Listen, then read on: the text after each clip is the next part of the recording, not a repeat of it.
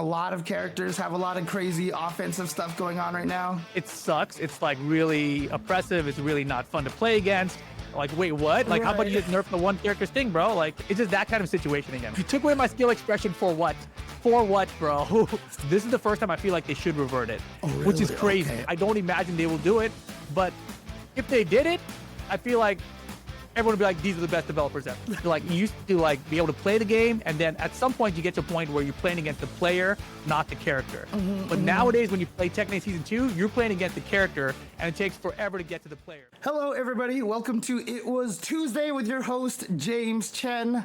Look, I wanted to talk a lot about what's going on in the Tekken community with the Season 2 patch and how much everybody seems to be kind of upset about it, but I am no Tekken community expert. But you know who is? Do you know who is a Tekken community expert?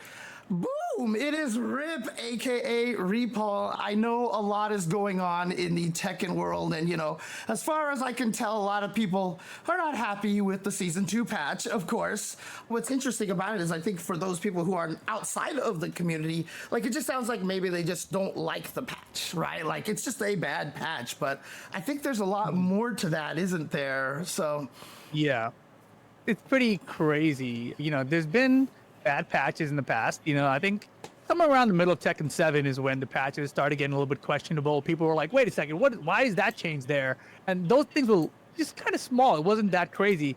And then you had like the Leroy release, you had the Fakamam release, and you're like, what's happening here? You know, on those releases. So we've had bad patches. The thing that's different this time is that I feel like it's a few things. Number one, the developers told us one thing, and then they were like, oh, they heard our voices and everything we were saying last year. So they get it. Fantastic. And then they showed us the patch, and it had those things they were saying, but then it also had like 1,500 other things that were the opposite of that. So it just seems like there was a disconnect there, you know? yeah, I mean, Yeah. I guess like one of the questions that I have about that is like, you know, obviously the heat system is what a lot of people have been complaining about since Season 1. You know, it's super offensive, gives you free 50-50s, like knockdown into like some sort of heat setup. It feels like that Street Fighter 6 like guess for game after one knockdown and stuff like that.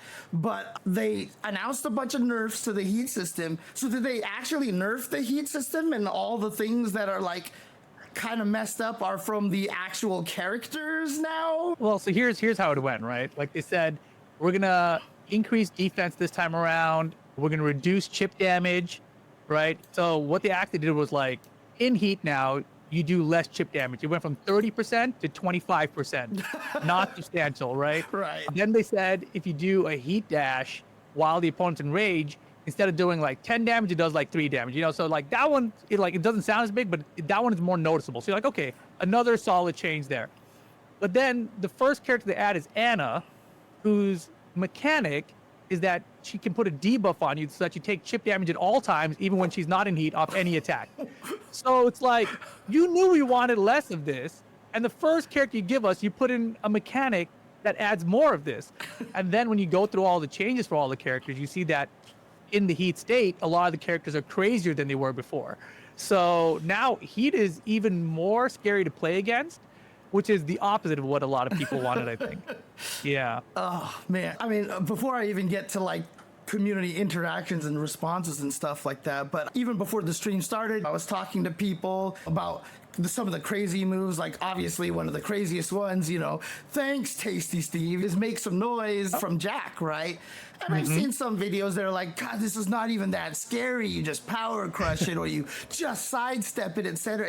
Is that like people saying like, all you have to do is just perfect parry Mai's fan and then like no problem kind of thing? Yeah. I mean, I think the people that are putting up those kind of tech videos are generally the lesser skill players. There are some really high skill players like Trojan who's put out a good video about it. The thing about it, the string is 2-1, up forward, 1+2, right? Okay. If you block the 2-1, that's what the problem is. You can't interrupt the follow-up after that, you cannot sidestep it, and you cannot armor it at that point, right? So it's like, and if you do armor it, right, you end up trading most of the time, and depending on your character's power crush, and you end up taking more damage than Jack does. So then Jack runs up and does it again. Right. The only time that people say you can sidestep it and it's easy armor, you can jab float him out, is if he just does the leap part again.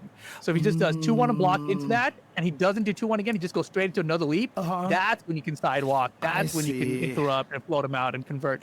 But if the Jack does a 2-1, this thing, into stance mix-up that's safe, 2-1 to the same thing again, now you're dealing with the stance mix-up continually, but you're just kind of guessing for your life, honestly, because he's got an option for everything, and they're all relatively safe. So 2-1 leads into a stance that he can do the leap, but 2-1 into the leap, and the leap into the stance. Okay. And then from the stance, you could do the leap again, but you can't do another 2-1 straight up from there. But he has a billion safe mix-up options, right? Yes. And he's not just the only one, right? Like a lot of characters have a lot of crazy offensive stuff going on right now. The Jack thing, it sucks. It's like really oppressive. It's really not fun to play against, but it's not actually broken, right? Then they've got stuff like Paul, where if you block Paul's Hammer of the Gods, just in like overhand forward 1+2, on block, he can now transition this into a stance called Deep Dive. And from there, the while standing 4 is unblockable. Like it's just guaranteed damage on block of the Hammer of the Gods now. So from there, if you do it frame perfect too, you can get like while standing 3-2, which is a wall splat. So now you get your opponent to the wall. This forward 1+2 does chip damage. So now you're doing chip damage into deep dive guaranteed damage, right? And then if there's a wall there, then they get wall splat. And that to me is like, okay, you guys clearly didn't expect this to happen. That is a bug that will be addressed, right? Like that kind of thing. I'm like, okay, bugs happen, and I expect like an emergency patch to address that. So that's not too crazy. There's a new one with Lars. I think it's down forward 3. I'm not a Lars player. It's down forward 3, den 1+2. But if you slide the buttons, instead of hitting them together, you do 1-2 or 2-1. It comes out 1 frame faster, giving him a combo where he shouldn't have a combo. So that, again, it's another bug where there shouldn't be a bug, right? So they're going to address those. I know they are. My issue is the rest of their changes is it's just putting Tekken into this place where it's less like Tekken, you know, and they've been continually doing this across every version of the game since like last half of Tekken 7. But this is by far the most they've taken to that direction, it feels like. One example I'll give is like, there are now moves that are really long range, right? This started with Clive at the end of last season. There were some characters that had long range in the past, like Noctis or Kunimitsu, etc., then in Tekken 7 as well. But the thing about Tekken in general, when you had a move that was long range, it was usually like not that crazy. It's like, this is long range, but you can sidestep. If it is not sidesteppable, it has tracking, but it only is a knockdown. Nowadays, it feels like if you have something incredibly long range, it's probably a homing attack, and on counter it's going to do something else. And, you know, it feels like there's all these other properties, and it's safe on block. You know, it's just like you need to tone back all that. And when every character has something like that, it means that you cannot play at all these faraway distances now relatively safely. Right. To me, playing Tekken like from forever ago, like started competing in Tekken 5, right? Like back then, there weren't really that many long range attacks. You would be like, all right, I'm going to anticipate that, and I'm going to sidewalk away, right? And then you can kill them for it. Nowadays, like once you get closer, back then, once you got closer, that's when more options came into play. Now it's like, even when you're far away, it feels like they have a bunch of options. And so you're never really safe to sidestep around because some kind of crazy move that could be a heat engager, because they're all safe now, you know, for heat engage for the most part, is going to find you, even at that crazy range. So it makes playing Tekken in neutral much harder than it used to be. And then even once you block stuff, it's not a good situation either. So it's hard. It's very, very hard. It's interesting, right? Because like, you know, Street Fighter is kind of known for having ranges, you know, but I mean, obviously Tekken has always been more of a close-up kind of game, especially I know like in older Tekkens, tech chases and Oki was really scary and stuff. And they toned down that a little bit, right? But oh man, they messed that up. So another problem with this patch is that they are removing legacy systems, right? So historically, like from Tekken 5 to now, there's been a lot of Okazemi changes which simplify the game for new players. Because before, any way you got off the ground was deadly. If you tech rolled in Tekken 5, you could die for that. If you back rolled, you could die for that. So it just had to depend on how much you knew about the game and how much you're aware of it. High level of the game, the players knew exactly what to do, and there was never an issue with it. But to be more appealing to the lower level players, they said, okay, we'll make all this accessible, so none of this exists anymore. So even in Tekken 7, they took out the jump over tech cats at the wall. We could jump over and kick them or something. All that's gone from the game.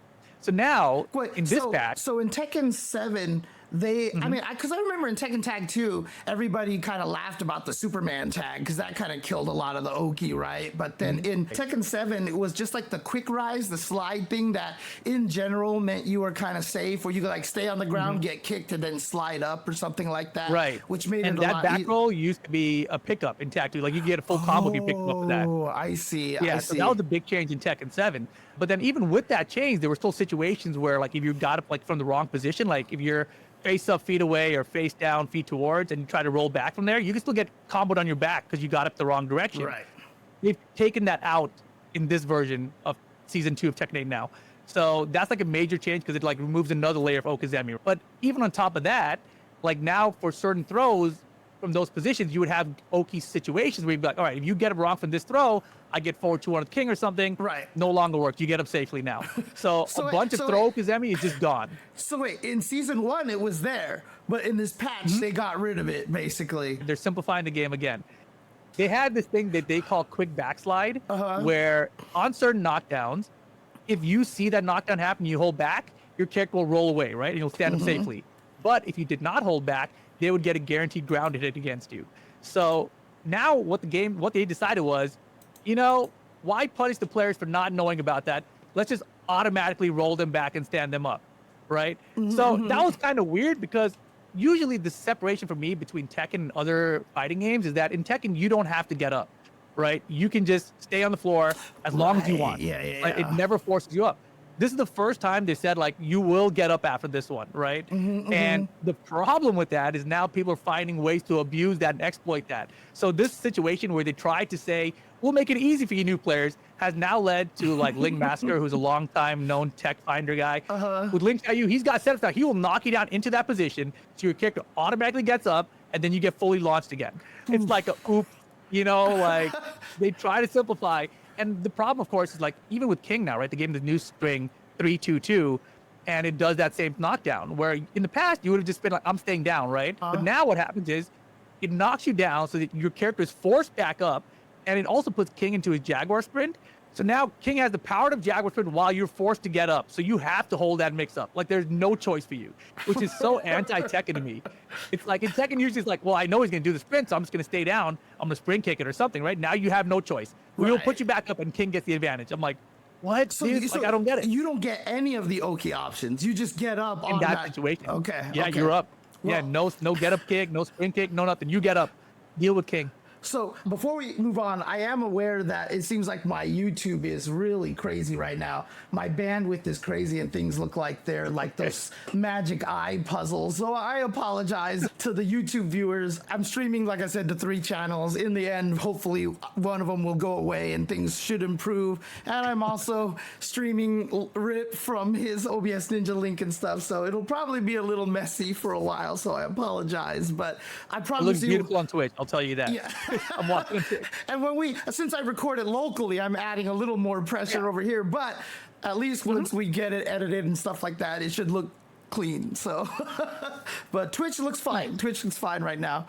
But yeah, so that's weird. Like, cause I mean, like, okay, making Oki easier sounds like one of those things like, look, we made defense better. You know, you can get up, but then they added this new knockdown, which sounds like to me, if you can do this knockdown, you should almost always do this knockdown and kind of force them into an automatic guess, right? It's super situational. Like certain characters get nothing off of it.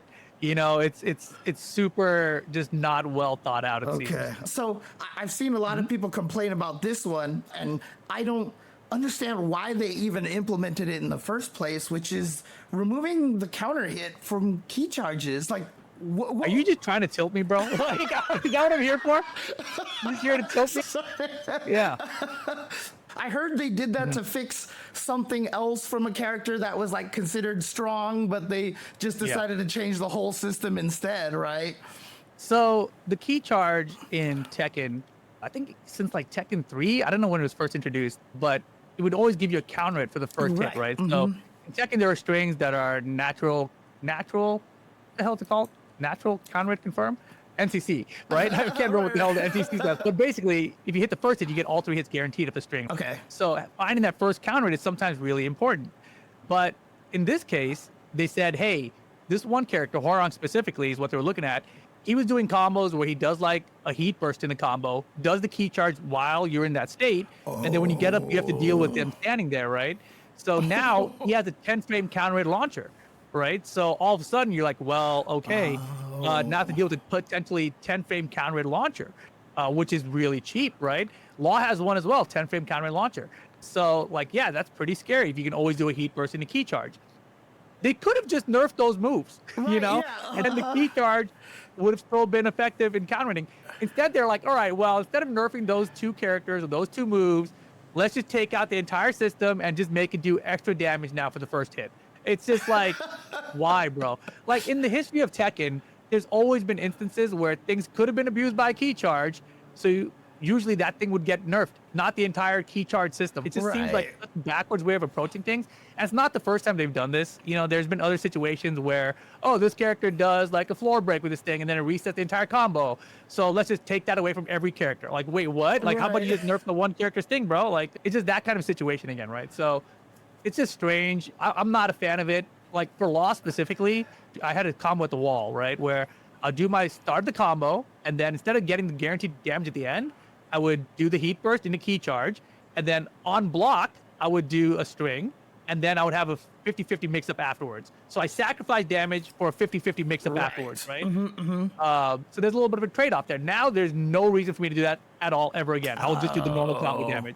So just the removal of that. Do they keep everything else? Are you still unable to block and you get counter hit, or did they just like... I forget. I think you block and then the counter goes away. The key charge goes away. Okay. So it's like, I think you can get counter hit still. I think. I don't know. I gotta look it. I was too pissed off to be honest.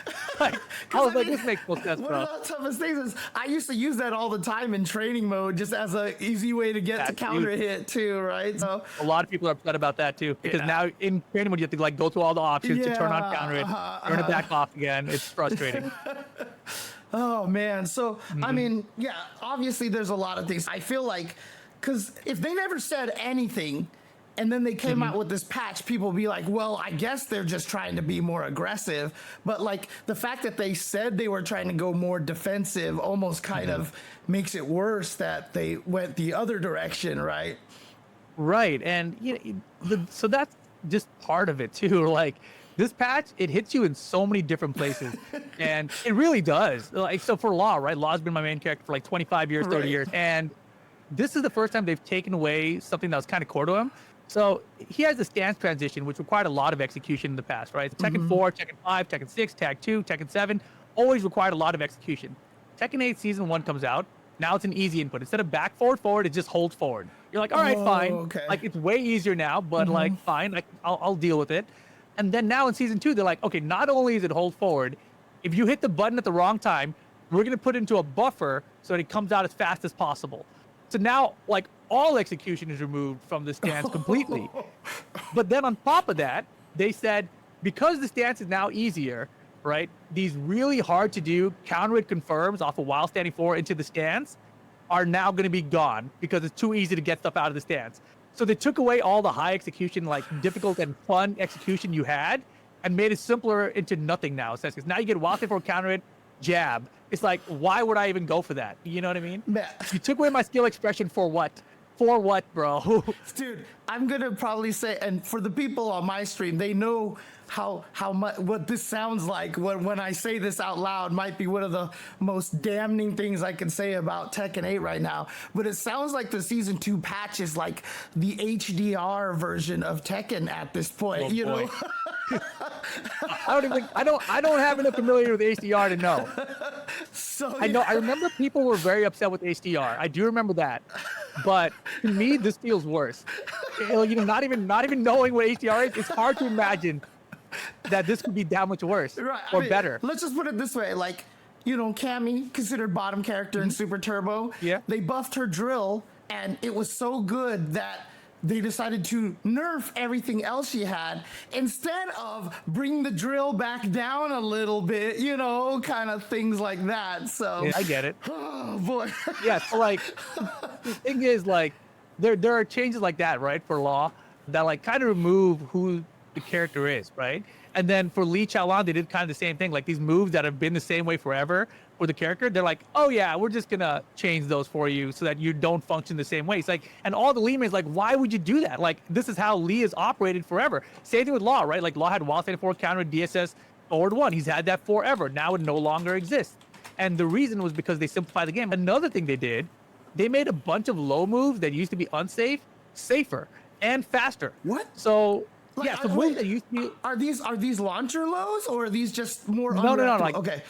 So like Elisa down back 4, for example, Oh. it used to be like at the borderline of being reactable. And then if you blocked it, you got a fully launcher. Okay. Now they're like, you know what, man? What if we just make that a little bit safer and also faster? So now it's safer and it's faster. And they did that to multiple lows. So now it's like, all right, then why are these slower lows even in the game anymore, bro? Like, Wow. like what was the point? And so this punishes like having good reflexes, right? Because if you had good reflexes and you saw and you blocked it, that's sick, right? Now they're like, your reflexes are too good. Let's punish you for that. You know, let's put it now where you cannot react to it. And if you do react to it somehow, you get less of a reward. Like, what? What? I don't get it, dude. Wow. I don't get it. So someone, Line X is in the chat saying that things that used to be 25 frames are like now 19 frames and such. Yeah. Exactly. It's weird. I mean, like, it is a weird situation. I've been talking about this in some other streams as well. Just kind of like the general trend of fighting games. Like, they're trying to make them so that, like, things are a little bit easier, especially offense, right? It just feels like they, like, Tekken, as far as my very limited knowledge is that every time you got put up into a mix-up situation, it was never really truly like a 50-50 unless one option was just like ridiculously low damage. Like, okay, I get hit by an unreactable low, does nothing, they're still minus, so I get my turn back, whatever. There was always like kind of like a nice little wheel of options that kind of made sense, but ever since the heat mechanic and now just a bunch of like what you were saying after Jack's little leaping move, like the mix-ups feel like they have a lot more consequence now. And like, does it feel more like the mix-ups all lead to equal damage, you know, in all directions and stuff? It's not even that they necessarily lead to equal damage. It's that they're all frustrated to deal with, you know? So it's like, okay, this is not going to do as much damage, but it's going to leave me in the same situation again to deal with it again. You feel like you loop into situations sometimes. And, you know, going back to your point right there, if in the past it felt like you had a good wheel of options, like you're sort of playing rock paper scissors when you got put into a situation, to a corner, right? Like, all right, you did some crazy thing into a stance. Now I have an RPS to play, right? Like, do I low block? Do I stand guard? Or do I sidewalk? You have 3 options. A lot of the times now it feels like block, low, or mid, you know, and that's it. Right. You cannot step anymore, you know, or you're going to be severely risking your life if you do. So the wheel of options now is reduced. So it felt like it went from rock, paper, scissors to a coin flip, which is why people call it gambling a lot.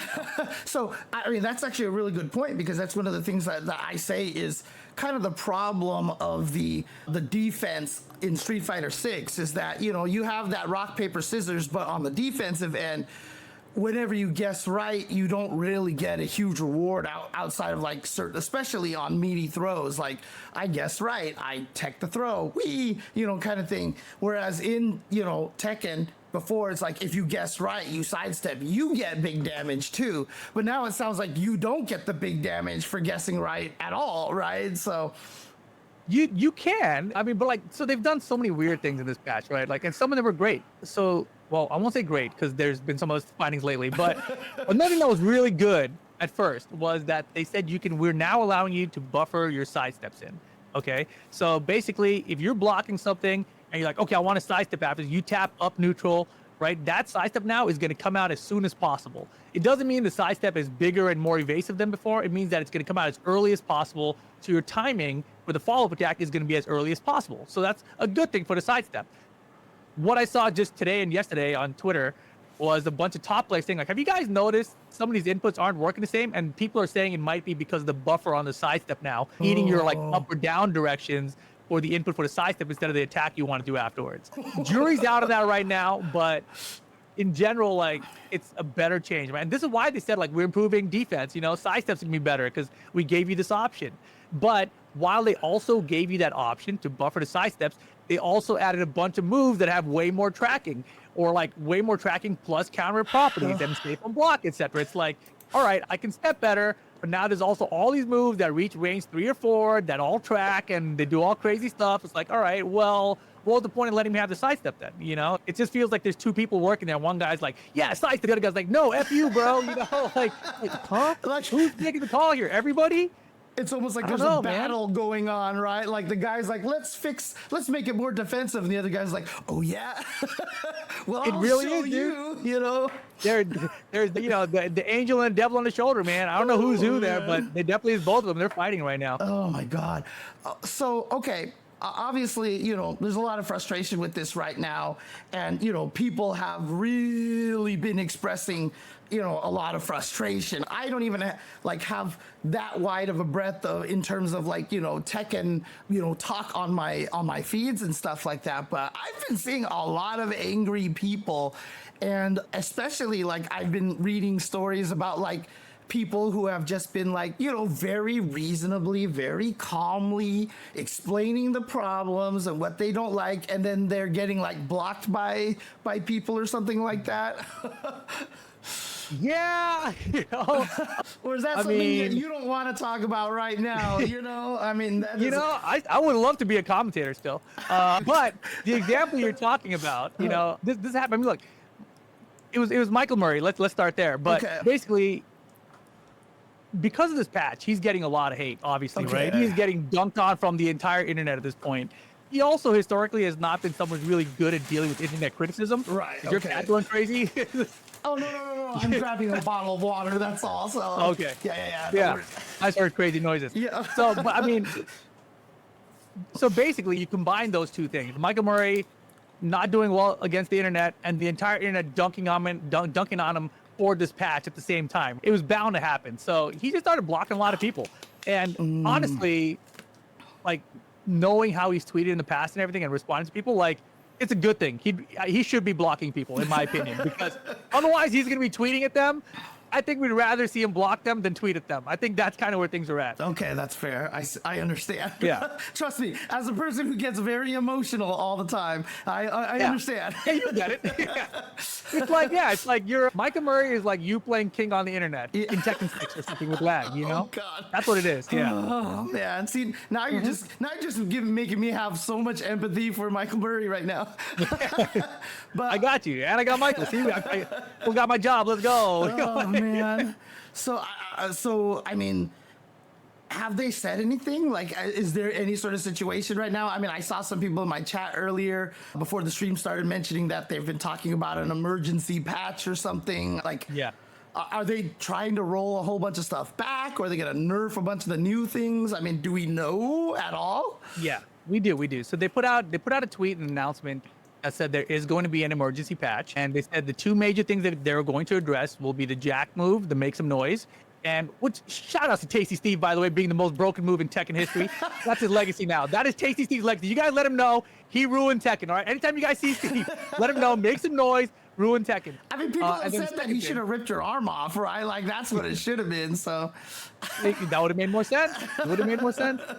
The other move is the Paul situation, right? The hammer of the gods into guaranteed damage. Right. Yeah, those ones they said they're going to actually remove and address in this emergency patch. They also said they'll also try to do other things. So it wasn't just those two things, right? There will be more. And a couple of the other things that were expected to be coming in upcoming patches, like currently when you tech a throw, it still does the chip damage. Right. They said they're going to revert that. So I expect that'll be reverted in the emergency patch. They also said they were going to take a look at heat engagers because right now they're plus 17. It was one of the most complained about things from pro players throughout season 1.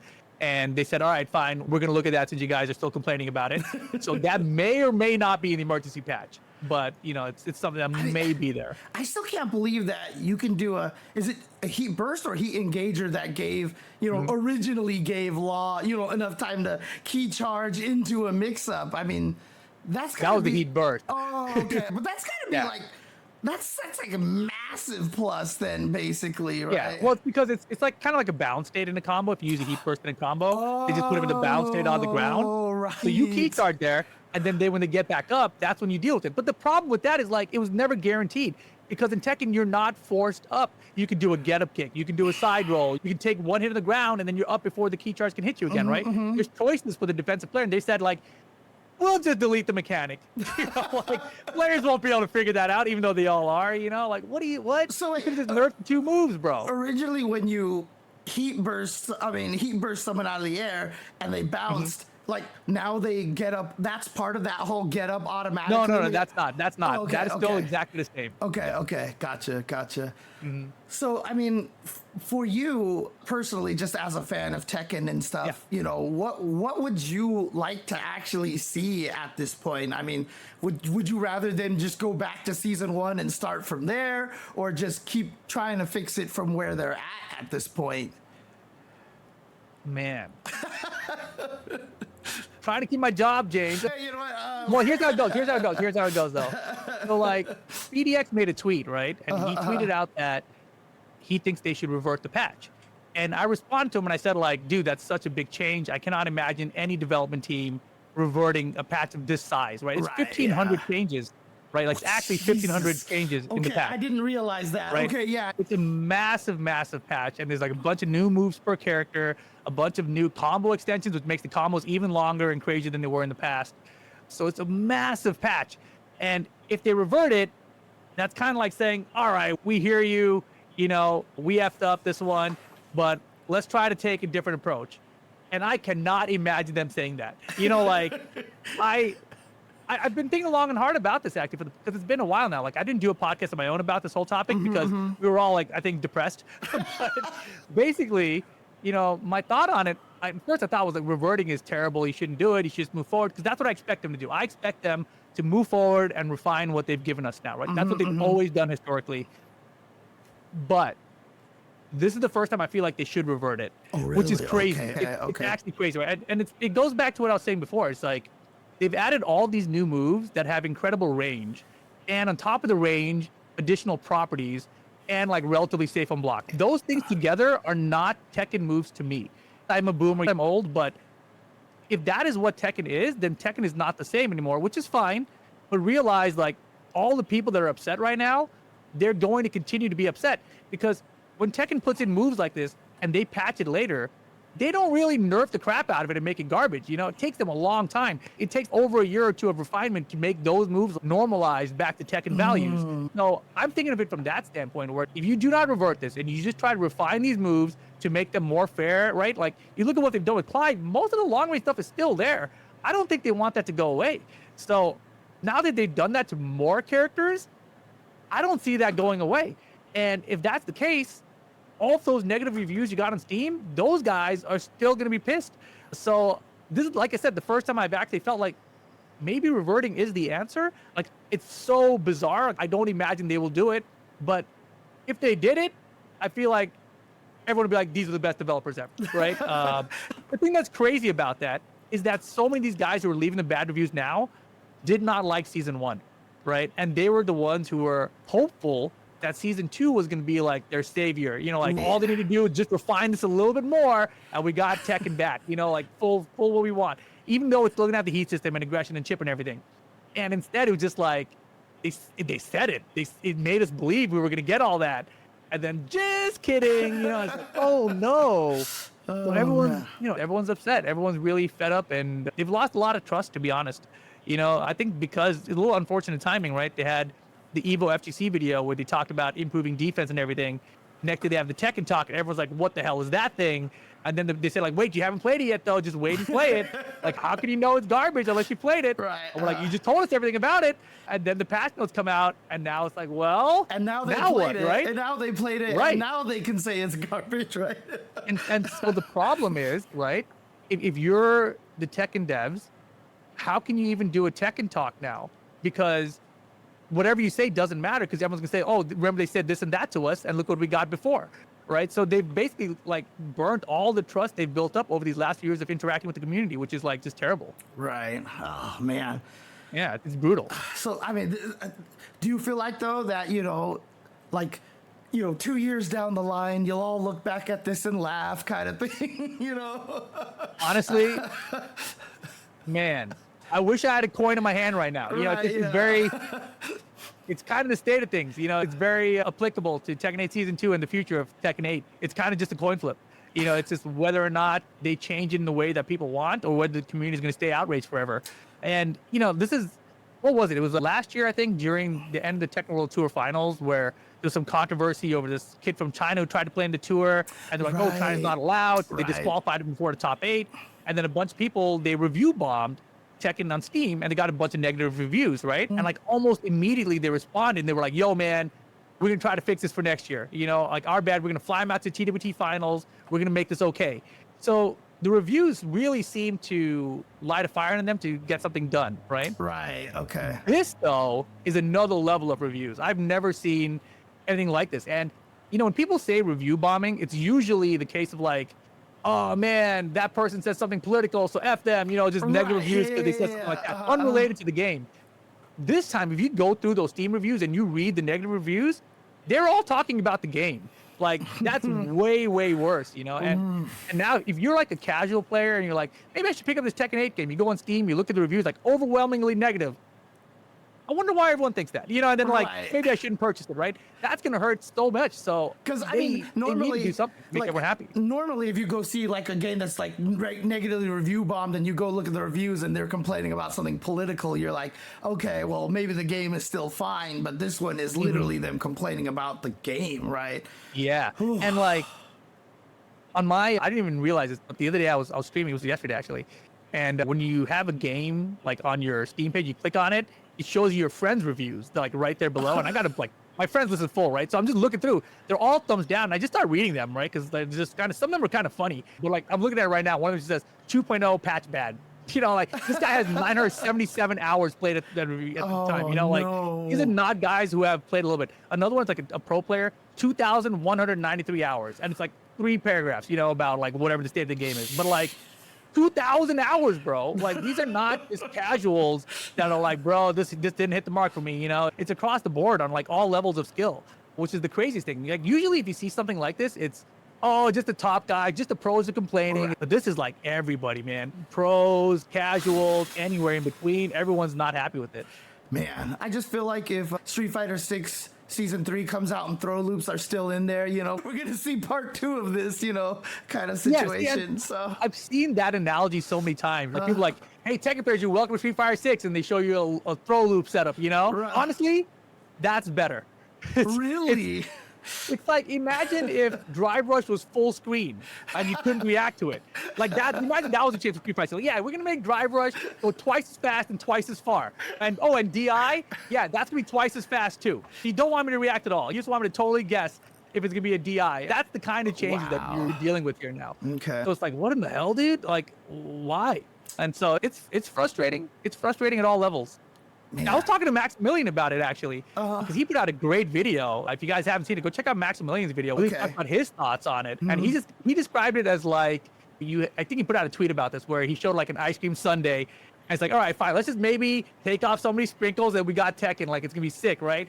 And instead they have like 4 more scoops of ice cream, like filled with whipped cream, full of cherries and bananas and sprinkles and everything on top, right? Like, all right, that's a lot more Tekken 8 than I expected to. I thought that we're going the opposite way. So yeah, it's really good. And he also, the thing that Max mentioned that was really good was he said in Tekken, like you used to like be able to play the game, and then at some point you get to a point where you're playing against the player, not the character. But nowadays when you play Tekken 8 Season 2, you're playing against the character, and it takes forever to get to the player because they're just doing like, oh, I'm gonna run my character bullshit. And that's what everyone's doing essentially. That's what the game is now designed to do for you. Yeah, because it's interesting. I mean, one of the things that a lot of people probably don't realize as much, and we've seen this throughout the years of Tekken 7, is that, one of the things about Tekken, at least again, this is my interpretation of it, is that, most of the situations, most characters have an answer to that. A lot of the times when you're playing, if you're good and you're smart, like you can win with even bad characters, right? I mean, the time that Rangchu won with the bear, the first time in Tekken 7, like the bear was like actually bad, right? Like if I'm not mistaken, right? But he's just a good player and you have the solutions. And so if the opponent's gonna do this, obviously you're missing a few things here and there, but nothing too egregious.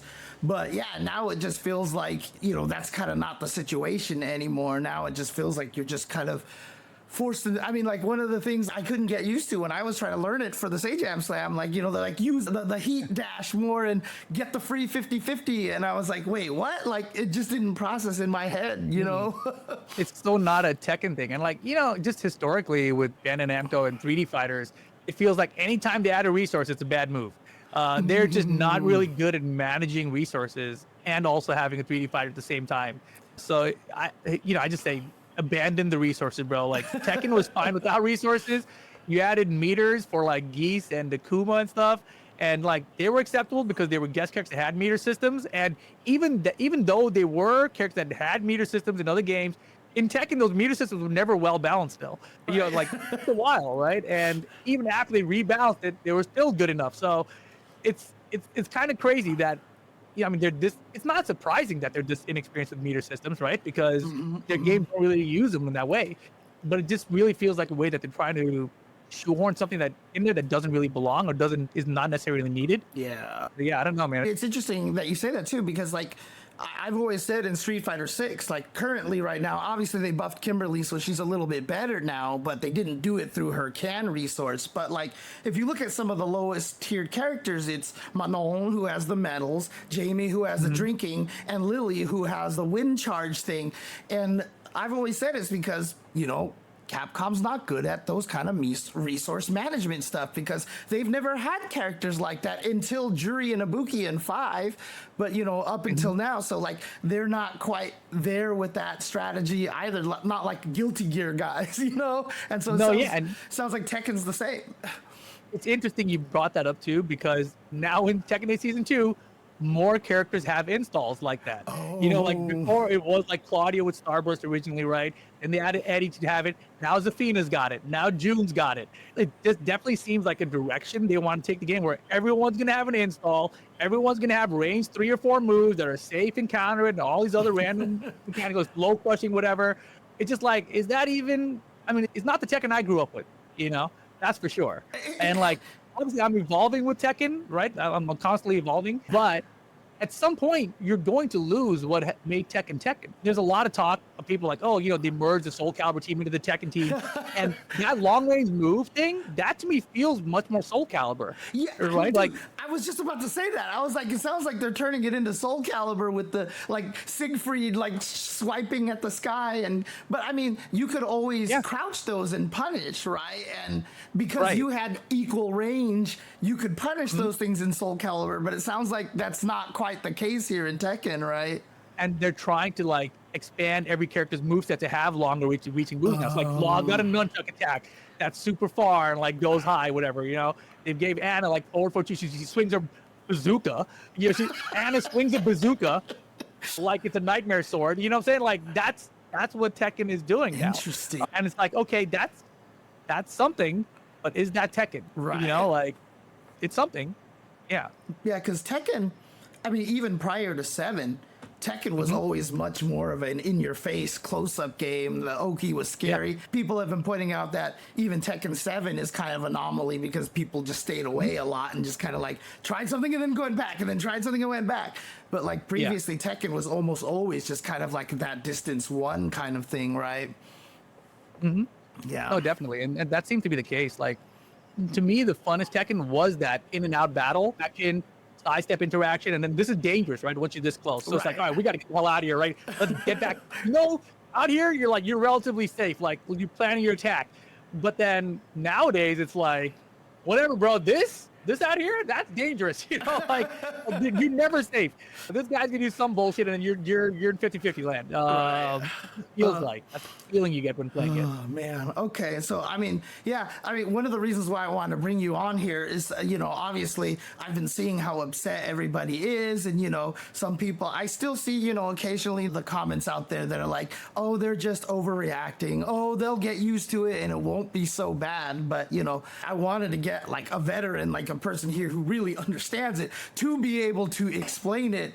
And it definitely sounds like you know, this is not more than just, hey, this is a bad balanced patch. I mean, we've all had patches that have come out and they're like, what are you doing? Like, this character's too strong, this character's too weak. Right. But it really does feel like they're just kind of like taking away the essence of what you guys are used to So, I mean, I guess one last little, devil's advocate kind of question. Like, for example, a lot of people hate Strive. A lot of the old school players dislike Strive. They're like, this doesn't feel like Guilty Gear anymore. But Daisuke has literally said, like, look, I'm just trying to make a game that has no legacy. I'm trying to make it so that legacy players have a hard time. They just can't come in and be like, here's the mix-up I've been doing for 20 years, kind of thing. And, Strive's gotten a lot more players, and it's very successful, many years in a row of over 2,000 people at Evo and stuff. So like, do you feel like maybe that's what they're trying to do, trying to make a kind of like actually kind of like a break from what it was, so that it isn't about the legacy anymore, or does it not even have that feel? It's really weird, honestly. It feels like they want to do both. It feels like they want to appeal to the veterans and that they want to push to a new audience at the same time. Because the stuff that they added, like the sidestep change, like how to crouch especially, like, that kind of helps new players. You have to think about it less. And now you have a buffered sidestep, so it's easy to get into. So they're simplifying the game in that way, right? Everything is more accessible. But at the same time, when a new player has to deal with all these new moves, with all these properties, they're going to get owned. When you're the one pressing buttons, you feel good. But as soon as you have to block that, you hate the game. So it doesn't. That's why it's like across all skill levels, it's not working, right? It's like the pros don't want to deal with it on defense. The new players don't want to deal with it on defense either. So it's like, all right, well, who are you helping here? Like, no one's happy with this. And it's like, okay, if the developers had come out and said, look, all you legacy players, we know the Tekken you want, but that's not the Tekken we want to make anymore. We want this new approach, and this is how it's going to be. And I think a lot of people were like, all right, cool, man. Let's go boot up some of the game, like Tekken 7 now. Right, then at least we know, right? But instead they were like, we heard what you guys said. Heat has been too oppressive, too much chip damage. You want better defensive options. We got you covered. Season 2, because like one of the things that I've always said that was like, to me, one of the most remarkable decisions that I feel like any dev company has ever made for fighting games was when ArcSys, because like Daisuke was like, well, look, if you don't like Strive, you can always play the old game. And a lot of people were like, yeah, but the problem is, and then they actually went and put rollback in Exert, right? Like, you mean it? Like, you mean it? Like, we can go back and play the old games. Bro. Yeah. Imagine if the Exert rollback came out the same day as Strive. Right, dude. I don't know what would have happened.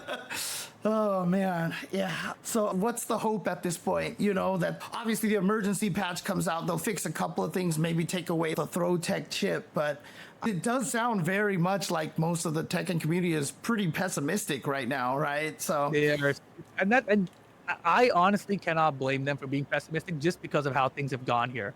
A lot of people are like, dude, we already told them, like, Spag is a good example because he's like, dude, be constructive with your criticism, right? Right, yes. And he said that, and I was like, man, you're right. These devs are getting dunked on. Let me make a constructive post. So I wrote up like a whole ass tweet that was like a mile long. I never do that, but I was like, man, I didn't do this in season 1. Maybe I should have, because I am like a prominent figure, right? So I wrote it up, and I was like, and I didn't say anything that was like groundbreaking. It was just like, this is what everyone's complaining about, and I agree with all these things, right?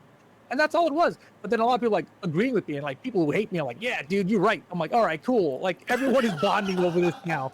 At the same time, it just shows like no one has faith in the developers to do that, because like I said, I didn't say anything groundbreaking, right? So that constructive criticism I gave is the same criticism they heard throughout season 1. And then it's what they told us they were going to address going into season 2. So that's why everyone's so pessimistic, because they already told us they knew what the issues were, and then they gave us something that was the opposite after they told us what they knew. So I was like, how can you know that and then give us this? And that's where I think the disconnect happens, and I think that's why everyone's so confused. Because if you ask anybody, how did this happen? Everyone is confused. Right. Like, there's no way you can say, oh, well, clearly they said they were going to do this and then did that, so obviously we don't know shit. Like, it feels like it just feels like there wasn't, like, somewhere the communication got lost, right? Like, that was a very nice way of phrasing it, because the way I see other people on the internet phrasing it, not my words, but they're saying that the devs lied to us. And like, when you look at that, you're like, did they lie though? Because they gave you the sidestep change. That's a defensive change. Right? It made you auto back roll, which ended up being a flop, but it was a defensive change. So I don't know. Their mind of what they thought were the good things you wanted did not make sense with all the character change they rolled out. Like for the system change they were giving, it made sense. The character changes are crazy in comparison to the system changes. It's absolutely wild. Yeah. Okay. Well, I mean, I guess the last thing that I really actually want to say is that, obviously both you and I know this very well. Like, it is tough to be kind of in the position that we're in and try to be very critical of the games that we love. And a lot of times when we are critical about it is because we legit love the game. I mean, people know all my tweets raging about drive impacts out there, because they murdered me. I never said they were a bad mechanic. They just murdered me. Okay. Every time I see a James Chen drive impacting, I'm like, man, James is getting old. Like, dude, those reactions are gone, bro. Yeah, Like, dude, oh God, it's a pain. But I mean, at the same time, like, I have never shied from saying, like, this is how I would nerf drive rush. This is how I would nerf, like, yeah, I think throw loop should go away, etc., etc., but it is a tough position for us to be in, because at the same time, we understand that we have influence, and it's not that we're trying to sugarcoat what we say about these games or anything like that, but it's more like we don't want to rile everybody up into hating these games because we still love these games and we just want them to get better, legit, right? Like, it's a tough kind of tightrope to walk in a lot of ways. So it's insane to walk. Like, right now, there's this, I don't even know what to call it, but there's like a boycott Tekken 8 petition thing going on, right? People, there's like 5,000 names signed on there, but the thing about it is anyone can put anyone's name on there, so it's like you don't even know how real it is, right? But because of that, I'm streaming Tekken last night, and like multiple people came in and they were like, dude, don't you know there's a boycott? I'm like, okay, I want to play though. Like, this patch, as bad as it is, I will always find fun in Tekken. Like, I played Just Frame James last night, who I played since 2007 or whatever. Right. But I beat his ass with Jack last night. That was so fun for me, because I knew he couldn't deal with that shit. Right. That's fun to me, beating my friends up. But then as soon as I played against a Jack online, I was like, I'm turning this shit up, Right. So like, it wasn't fun for me at that point. Right. But like, I think you need to see it. And honestly, the reason I'm playing it still, right, is because I'm still going to be commentating events. Like, coming up this month, I'll be at Level Up Expo. Right. The following week, I'll be at PAX, I think, or 2 weeks later, whatever it is. So I still have to know things about the game, right? So I'm still going to play the game. The other thing about it, there's so much to learn. There's 1,500 changes in this patch. Right. So if I don't play it, even though I've like looked at a bunch of Twitter clips, I don't know like 50% of this patch still. But I've seen 50% that I'm like not happy with, like I'm like, that's not good. So I don't even want to know about the other 50%, but I got to learn it at some point, right? Yeah. So like, I started picking up Anna's a new character, right? I want to know what she's capable of without just, watching someone else play forever, because that's gonna be hard to find, right? So yeah, I think stop bothering people. If you guys are on that boycott list, good for you. You did your part, whatever, but don't go around telling other people what to do. Like, it's their own life. They can do what they want. And also, I mean, going back to, like you said, what Spag said, it's just like, please be constructive, because there's just so many people who are like, you should just do this, or you guys are idiots, and blah, blah, blah. And that's, I mean, again, to talk about it from Michael Murray's side or even Harada's side and such like that, I mean, to you guys, it's like you're saying something mean to them and you're like, you should be able to deal with it in the position that you're at, whatever. But like, dude, we're all humans, and like literally you don't realize that they are getting this shit from like every social platform they're on, and like from every direction. And it does, I mean, I've always said, like, if you have a BB gun and you shot at an armor, if you shot the same place like, enough times, you're breaking through that armor, right? Like, it's going to happen. So I mean, you've been on the internet for a long time. We're commentators, so from back in the day when everyone was like way more rude to commentators on the internet, right?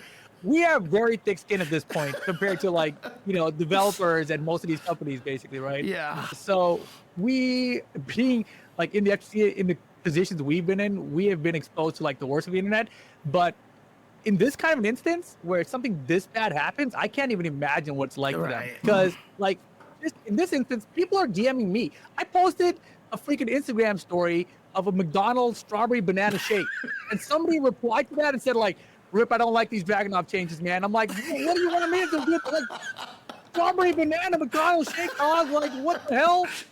What are you talking to me for? Oh my God. And then like, someone else DM me on Twitter, and they were just like, Rip, you gotta do something, man. I'm like, what does that mean, dude? Who do you think I am? Dude, that I do all the time. People are like, James, Yeah. you need to get this fixed. And I'm like, dude, what makes you think they listen to me? If they listen to me, we wouldn't be having this conversation, bro. You know, like, come on. Man.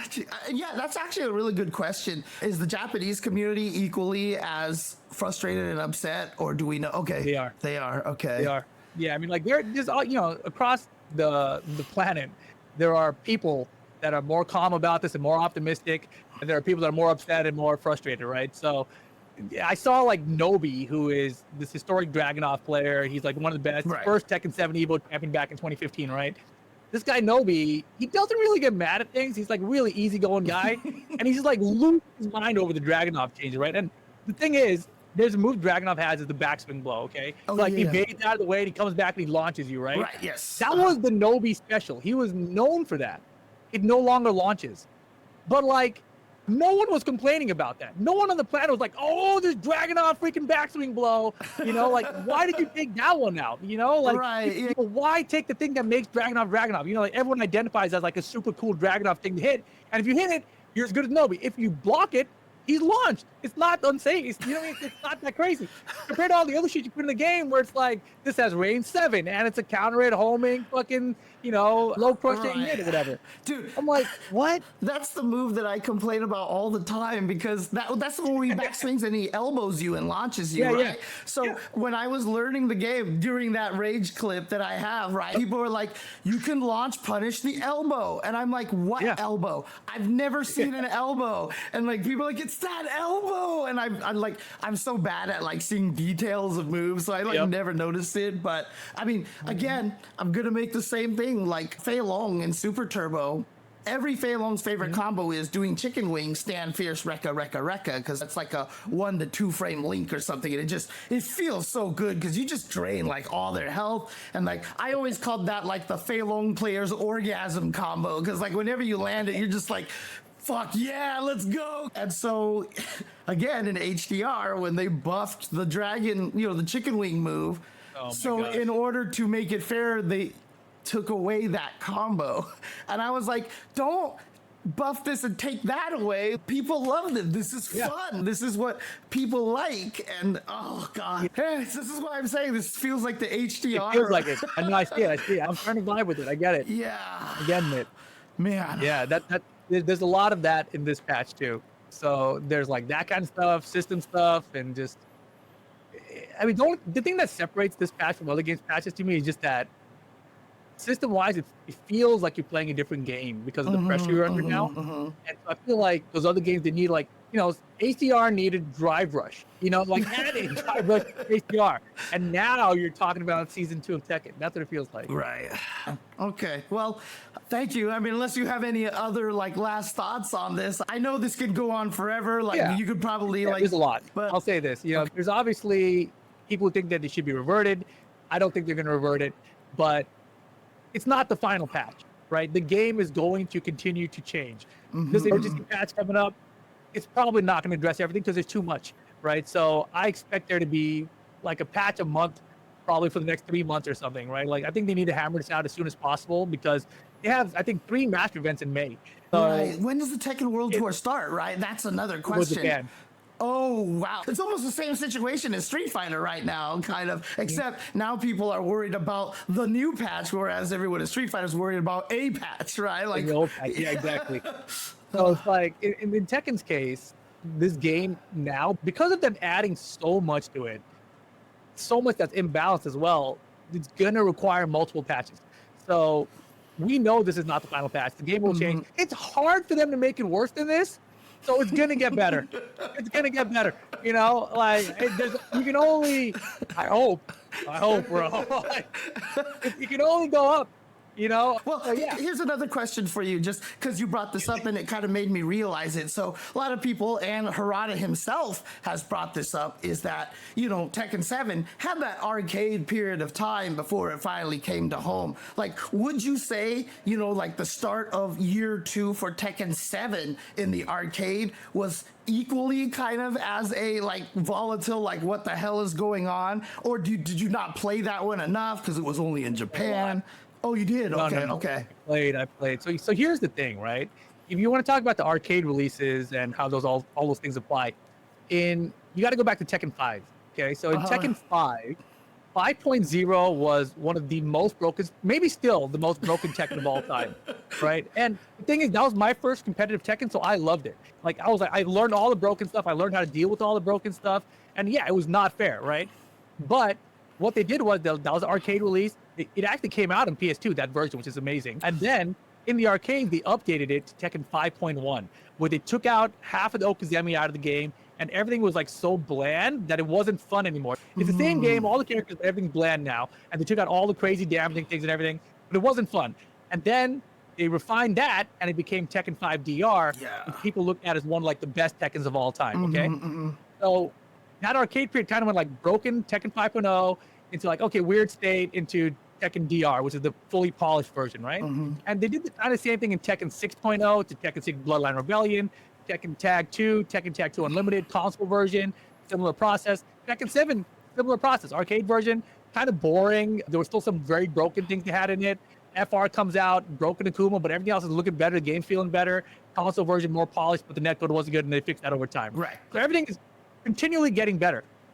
Somehow with Tekken 8, they didn't have an arcade release, but we thought this is going to be a disaster because all these kids who play the console version, they've never experienced the 5.0, the 6.0, the original factory. They don't know what's going to be. Betas come out for Tekken 8, and it wasn't too bad. They had like double heat dash and stuff, but like it went away really quick. And then Tekken 8 Season 1 comes out, and it was like a little bit weird, but like not crazy. We're like, okay, there's some stuff you can fix here still. But overall, like there was none of the game-breaking things. There was nothing like on block, you get guaranteed damage after and stuff, like it was just working. We're like, Right. You kind of did okay here. Good job, Namco. You did it. And then we'd all thought, okay, fine. They did a decent enough job. Now when Season 2 comes out, we're going to get our DR version, our BR version, our Tekken 7 FR version. We're going to get the polished version of that. And somehow, instead of going to that version, we've gone back to the 0.0 version. So it's like, it's kind of like we were in Tekken 5.1, and instead of going to DR, we went to 5.0 again. It's like, how did you go that far backwards? Like, you guys were at the finish line. Right. You just got to polish it a little bit, and everyone would have been very happy with the product. So it was like they were so close. And this is another reason I feel like I know reverting's crazy, right? But revert and polish is so much closer to everyone being happy than the other way around. Gotcha. I mean, Yeah. in terms of like, obviously, like you said, 1,500 changes, holy crap. But I Right. mean, like, in terms of like not the new moves or like not the system mechanics or anything like that, but a lot of things that people didn't like in Season 1 that were too powerful. Did most of the balance, like, are a lot of the balance changes like, okay, that's cool, like we're glad you fixed that, or does that not even feel that? Did it feel? Because I mean, No. So there have been old games like where this feels like when they come out with a patch, like they weren't listening to what people wanted at all. Like that's happened in Street Fighter a bunch of times. Like that's kind of what it feels like.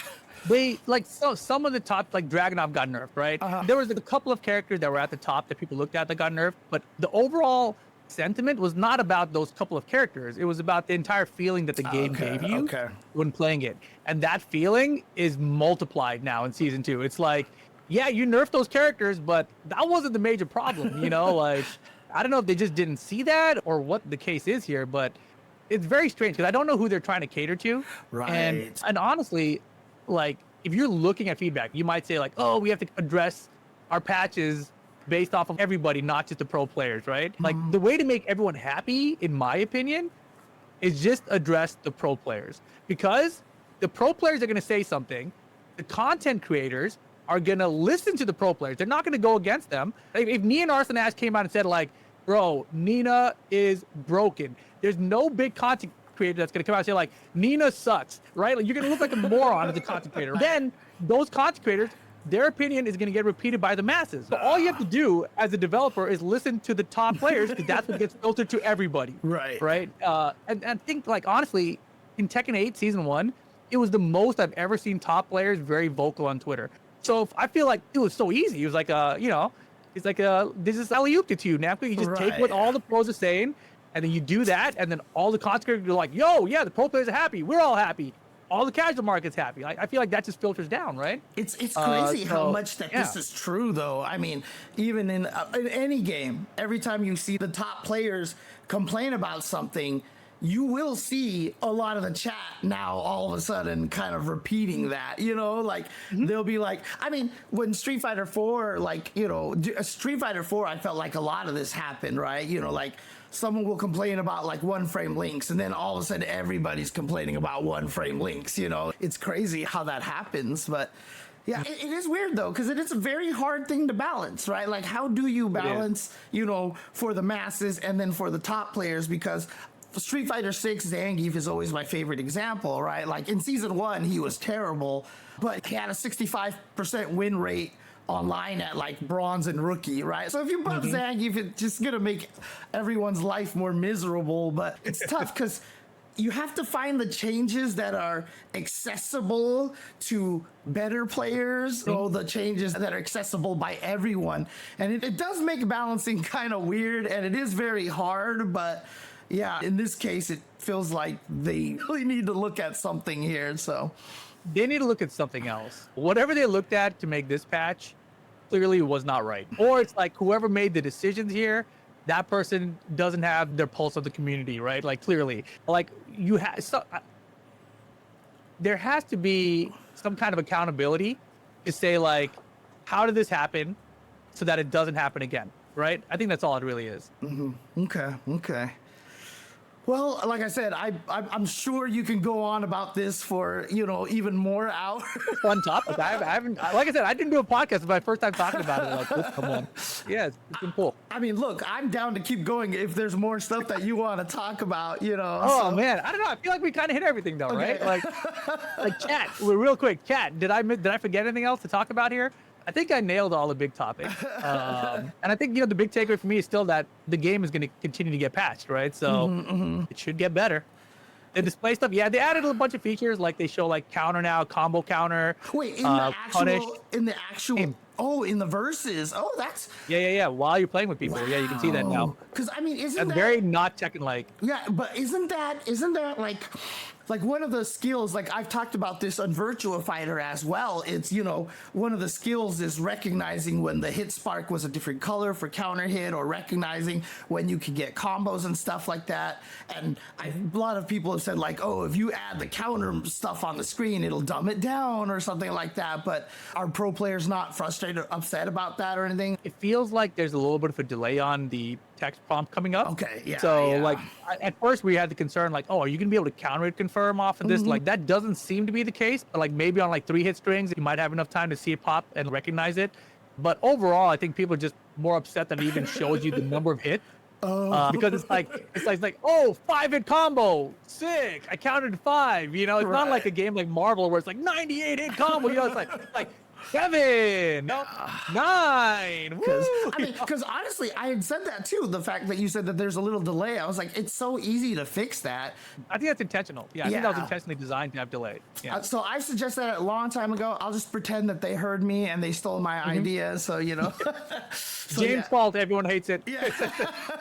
I mean, that's the thing, right? Like, because the tricky thing is, honestly, now is that I've had people argue against me because I'm saying like modern fighting games are getting very, very aggressive and very offensive. And I feel like a lot of that really is because of the esports era that we're in now. Like they're trying to make things more enjoyable to watch. And I brought up like old NRS games, like back in the day for Injustice 1, it was funny to watch Ares kill everybody with, what's his name, Deadshot or whatever it was. Oh, right? that name, Deadshot? I think the Injustice, I don't remember now. Deathstroke, okay. Yeah, and like it was funny back then, but like nowadays, like we can't really do that as much, like people, even when we had the throwback game of MVC3 at Evo, a lot of the chat was like, this is the game people like it's just 0 incoming mix-ups, and they're just like, so I feel like a lot of these changes are being made for that reason. But, so I like having more information on the screen. Like I've always been supportive of having counter hit. And I even still think in Tekken and in Virtua Fighter, like if you don't break a throw, they should just show you which direction you should have broken it. Because like I get thrown all the time in Tekken and I just yell at my chat. I'm like, which way am I supposed to break this? And I have no idea, kind of thing. So I actually kind of agree with you. So like, for me, when I'm playing ranked at home, I wish I could have the frame data on. Like, I wish I could just know, because like for me, ranked is not a serious mode. Like, I know there's ranks associated with it, but it's not like you're playing for $1 bajillion or anything, right? Like, just let me practice so I can learn faster that way. Yeah. That way, if I do enter an online tournament, like then you have to be in a public lobby or something, like have the option to disable frame data in there, right? That way you can't use it in a tournament, but your knowledge is there from all the practice and ranked. So for me, that would be like such a cool learning tool. And like, this, when it says punish now, like I know, like, oh, that was a punish that time. I know that's -12 at least now, you know? So that kind of thing helps, but it's not like the full deal, right? So that's just what I want. I mean, maybe don't even put it on ranked, but have it in all the other, you know, modes online, right? Like the practice mode or friend lobbies and stuff like that might actually even be able to help. And heck, maybe if you play on ranked, you know how there's always the deathmatch situation where two people fight each other forever. Can you do that in Tekken 8? You can still do that, right? No, I think they can.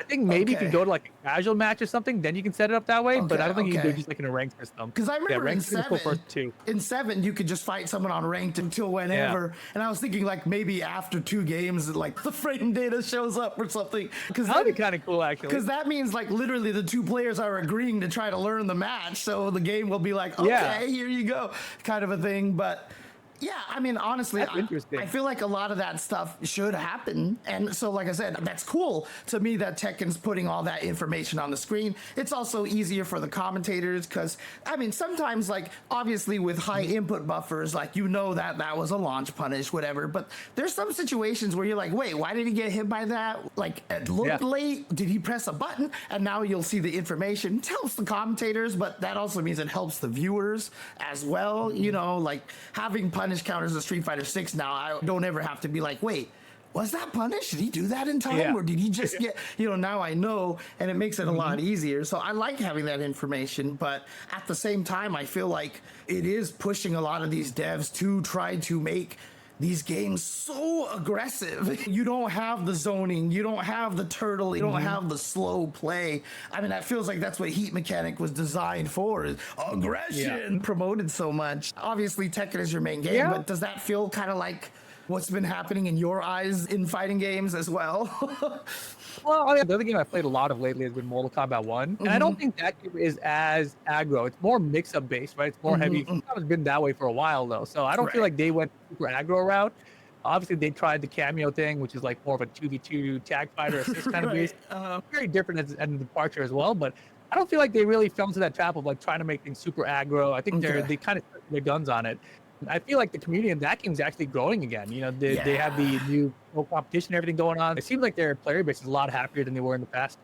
That's good. That's good. I mean, yeah, because I mean, I know when it first came out, especially because I think just a lot of people weren't used to it, right? I mean, like I saw some people like, you know, cameos are dumb. They make unsafe moves safe, and you're just like, well, that's assist games, like you know, that's the way it's always been. So you know, and it does seem like a lot of people are getting used to it, and it does help, you know, with all the cool storylines like Online Tony's Kid. I mean, shout outs to Online Kill, which is super cool, you know. So and Online Tony winning Street Fighter 4 at that tournament as well, but you know, I wonder, like, are the Tekken guys and the Street Fighter guys and like Daisuke like just all talking to each other? Like, let's make these maybe games. They're all on the same page. Yeah, it's like it's a Japan thing. Yeah, maybe. Japan developed thing. Like, dude, no, we need aggression. It makes the crowd get hype. I don't know what the deal is, but you know, for me, I think about it like Tekken 8 compared to Tekken 7. They were trying to address how to make the game different because obviously everyone liked Tekken 7. But if they just did the same thing again, it would have just been Tekken 7.2, Tekken 7.5. The thing about Tekken 7, though, is so different is that they added major system mechanics in the same game. Like things like wall bounce, they never added that in the same game before. It was usually like wall bounce have been added in Tekken 8. But for the first time, you're like, oh, shit, like this is all in the same game. Now what do you do for Tekken 8 then? So like, well, it's got to be drastically different, bro. And so that's what they did. It's drastically different, which is always a risk, right? You're gonna divide the community a little bit, and that's exactly what happened here. The crazy thing is, the community seems very united right now. There are some people We're divided still, but overall, I'd say the community is pretty united right now. Yeah, I mean, because that is an interesting thing. Like, if we look at Strive, for example, right? Strive came out, and a lot of the old school Guilty Gear heads, who played XX and Exert and such, like, really didn't like Strive. They're like, oh, you simplified things, you changed this, what happened to all of the aerial recovery, all these crazy things. And there was still a very large contingent of new players who really kind of enjoyed it, right?